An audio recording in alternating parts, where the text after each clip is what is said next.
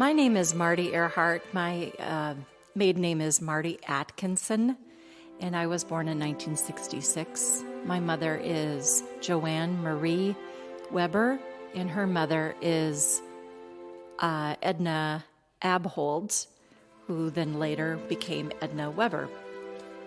Today I want to show a very brief picture of a tombstone that you will find in Weyauwega, Wisconsin.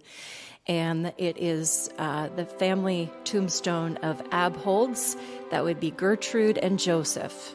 And if you were at this beautiful shaded area of the cemetery, you would see this lovely tombstone, but would not know anything about the lives of these two people. I don't know that much about Joseph, but I do want to tell you all that I can possibly remember of Gertrude. She passed away in 1971.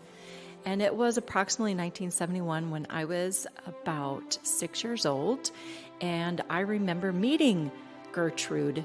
My grandmother, Edna, and I went to Weyauwega, which was probably a 40-minute drive, and back in those days, that was a very long way to go. Grandma hardly ever left town. But we went to a nursing home, and we found Gertrude sitting there. And at 79 years old, I probably thought she was more like 200 years old. She seemed very, very old, very frail, very small. I was so surprised to see the small little rocking chair that she was sitting in. It looked like a rocking chair made for a child like myself. I think we probably exchanged a couple niceties, but other than that, I don't remember much. Soon after that, I'm assuming she passed. Now, Gertrude at that time had been without her husband, Joseph, for about 3 years. He passed away in 1969. The next picture I'd like to show you is of Gertrude when she was younger. She had already had her first 2 children. She later on had 8 more. This is a picture of her standing next to her mother and her grandmother. And as this picture shows, Gertrude, who was, her maiden name was Richmond, then became Michaels, and then later she remarried once again to Mr. Abhold, and that was Joseph Abhold. So she had been married twice. I don't know the story behind the Mr. Michaels, and unfortunately I haven't done a lot of research, but this is what I do know. Looking at this picture, you see 3 very strong women. They all stand very tall. They have nice long necks. They look stern.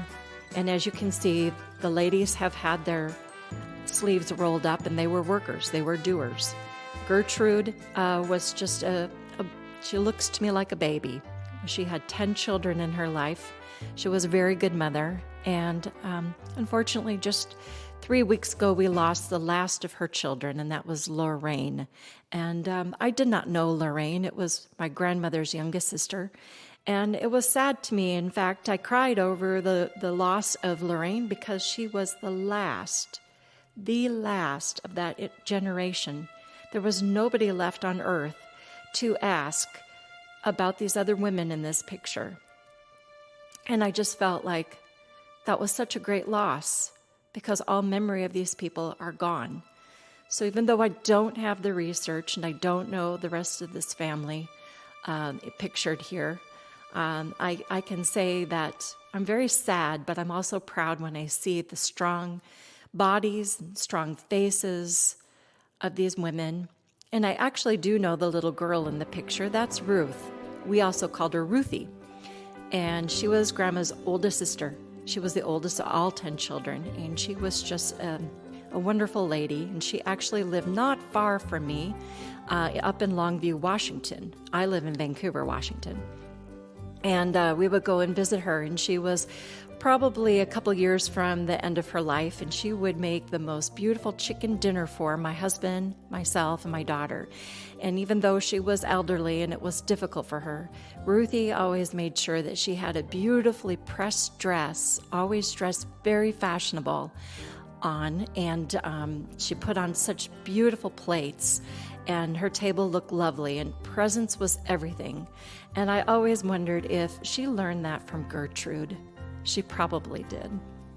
Thank you very much. I hope that the memory of Gertrude and Jenny Bell Ruth Blair, and Roseanne go on forever. Thank you.